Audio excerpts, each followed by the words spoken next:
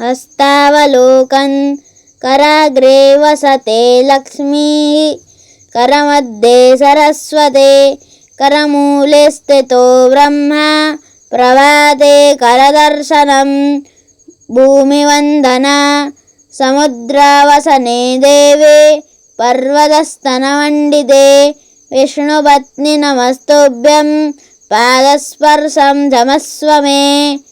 मानसे क्षुद्धे मन्त्रः ॐ अपवित्रः पवित्रो वा सर्वावस्थां गतोऽपि वा यस्मरेत् पुण्डरीकाक्षं स वा यः वेन्तरः शुचिः अतिनीलगणश्यामं नलिनायतलोचनं स्मरामि पुण्डरीकाक्षं तेन स्नातो भवाम्यहम्।